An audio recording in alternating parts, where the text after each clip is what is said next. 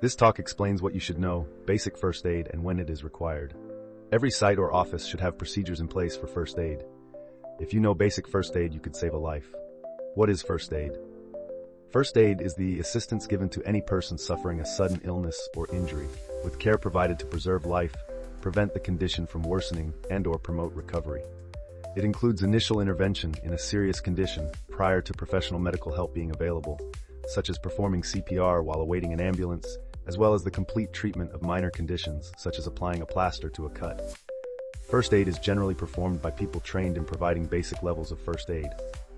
Before first aid is required, first, ensure you know where the first aid kit is kept. Second, know who the first aiders and appointed persons are.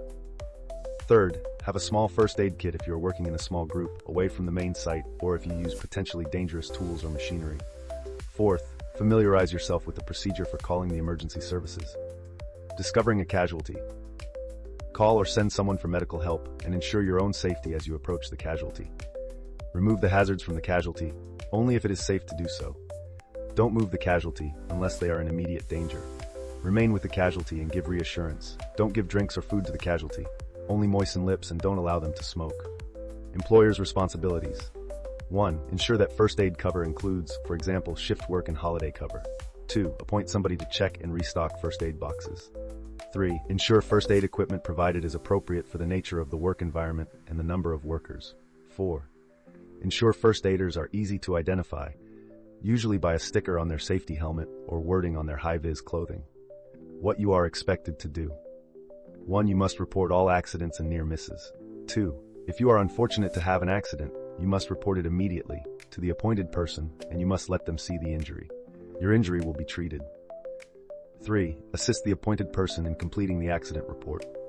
You will also be asked to complete a personal statement regarding the accident. When working on a principal contractor's site, you must also inform them and complete their accident report. 4. Cooperate in any investigation following an accident. What is the difference? Appointed person. An appointed person is someone who is nominated to take charge of first aid arrangements, such as looking after the first aid kit and calling an ambulance in an emergency. Emergency first aider. Emergency first aid at work, EFAW, training enables a first aider to give emergency first aid to someone who is injured or becomes ill whilst at work.